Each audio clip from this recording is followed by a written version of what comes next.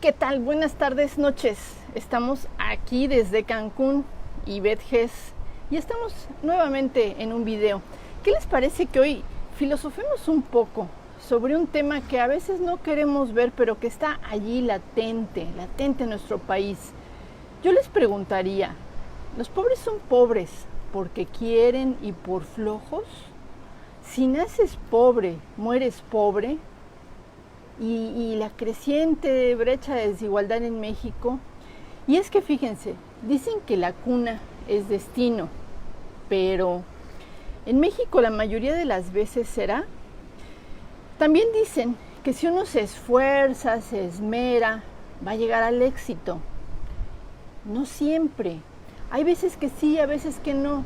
Y generalmente este tipo de temas no queremos saberlo, no es precisamente lo más agradable, lo que queremos ver, oír, saber. Y es que la cifra está latente, existe, nunca debemos de olvidarla, porque de acuerdo al Coneval existen 55 millones de pobres, 11 de los cuales en pobreza extrema. Ustedes que están allí cómodamente, igual que yo, en su computadora, en su celular, en su tablet, por supuesto que no están en esas condiciones, pero pongámonos un poco en sus zapatos, pongámonos un poco en esa empatía para entender qué es lo que pueden vivir las personas que están en pobreza y en pobreza extrema y toda la serie de factores que están en su alrededor que les impiden en la mayoría de los casos la famosa movilidad social.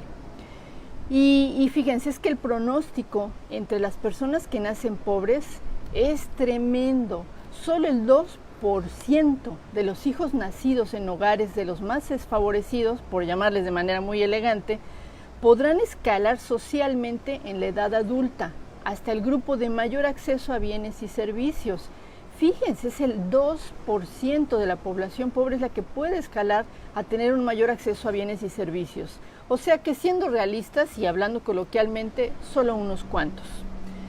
Fíjense, de acuerdo a datos arrojados en el estudio Desigualdades que realizó el Colegio de México, el Colmex, el desempleo se ha mantenido bajo, sí, pero los puestos de trabajo creados en los últimos años, en los años recientes, se han caracterizado por una creciente precariedad. Es decir, son trabajos con bajos salarios, son trabajos subcontratados, sin protección social.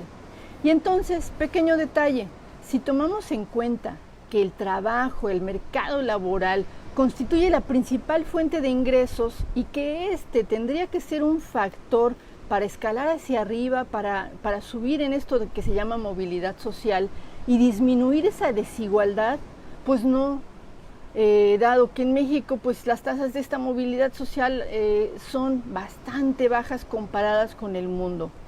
Y comparados con otros países nos damos de cuenta la magnitud del problema.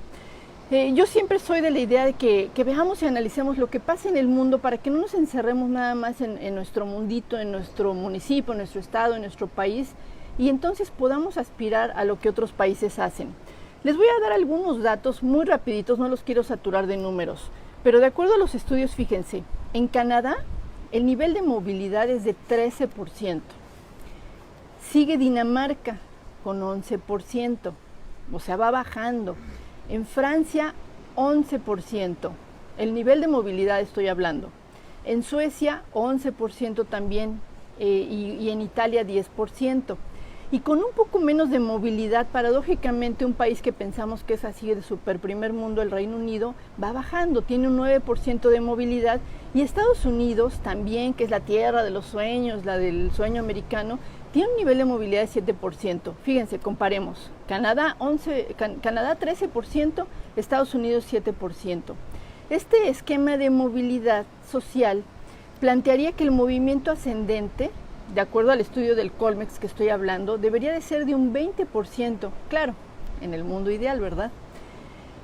Pero fíjense cómo se encuentra en México con respecto a estos países. Se encuentra en una movilidad de ingreso ascendente de solo 2 puntos porcentuales. Les recuerdo, Canadá 13, México 2. O sea, hay una brecha enorme. Esta cifra, pues obviamente el 2% en México es sumamente baja, ¿Qué implica? Implica que nuestro país no tiene un sistema efectivo para igualar las oportunidades de acceso a los ciudadanos a bienes y servicios que son básicos y cruciales. Y hay un dato que es demoledor para las clases medias, porque digo también, vámonos también un poquito más arriba. Este estudio del Colmex contempla otros datos. Por ejemplo, por rango de estudios, la población con altos niveles de escolaridad fue la que más perdió en estos últimos años en México, hasta un 32% en su capacidad de compra. Y fíjense, las personas que nacieron en hogares localizados en la mitad de la distribución, o sea, un quintil 2 y 3, recordemos que esta es una unidad de medida, ellos tendrán la más probabilidad de pertenecer a ese estatus y ascender un poco socialmente. Los hijos nacidos en los hogares del quintil 1, que es la escala más baja, pueden escalar socialmente hasta el quintil más altos, pero así solamente un 2%, mientras que la mitad de los mexicanos, aproximadamente el 53%, que nace en una familia rica, sí mantiene su condición socioeconómica a lo largo de su vida. Esas son las grandes diferencias. Y fíjense, el 20%, este dato para las mujeres es tremendo. El 20% de las mexicanas adultas que fueron a la universidad, más de 1 millón de estas mexicanas no utiliza sus conocimientos para algún trabajo remunerado. Es un dato escandaloso. ¿Y saben por qué es escandaloso?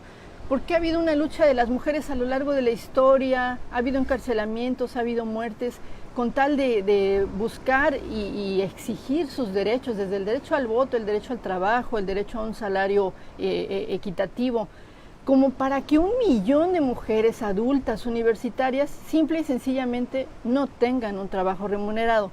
Claro, aquí podría venir diversos factores de análisis. Puede ser porque no quieran, porque no tienen las oportunidades, por alguna discapacidad. O sea, aquí el número de variables pues también se amplía, pero 1 millón me parece altísimo.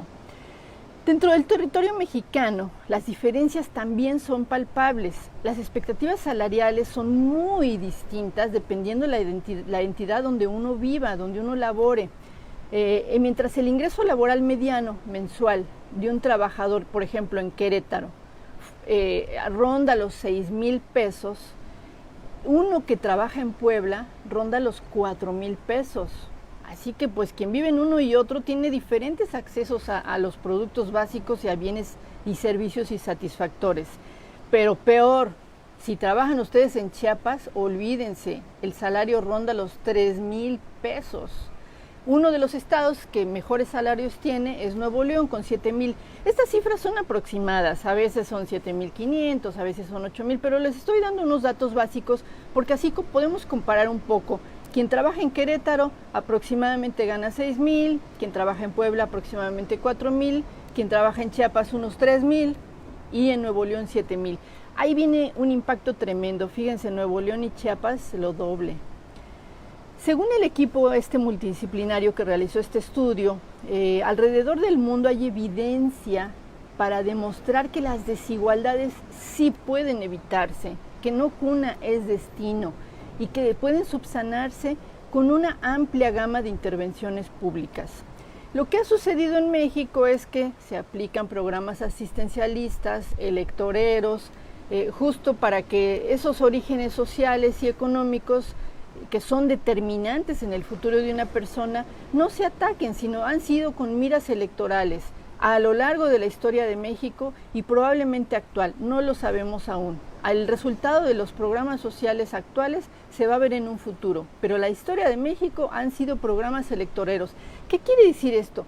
Que los programas realmente no están incentivando la productividad. El dicho famoso de no le des pescado, enséñalo a pescar. O sea, a la población mexicana con los programas electoreros solamente se ha dado pedacitos de pescado, ni siquiera pescado completos, migajas.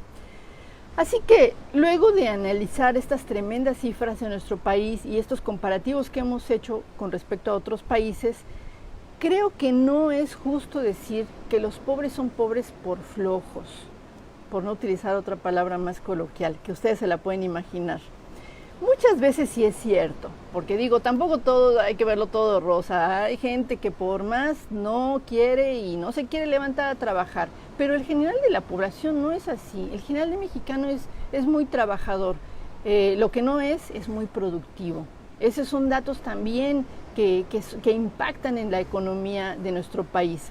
Muchas veces en México no siempre las oportunidades son iguales para todos. Y el lugar donde se nace se lleva como una marca vitalicia, una marca para toda la vida. Las condiciones del entorno también definen generalmente nuestro futuro. Así pues, el tema de las desigualdades es otro de los grandes problemas de nuestro país y yo creo que hay que abordarlo ya. No hay que seguir viendo para otro lado y estar cómodamente disfrutando de nuestros privilegios, pequeños o grandes, pero vivimos dentro de unos privilegios. Si ustedes están viendo este video, si tienen internet, si tienen una computadora o un celular.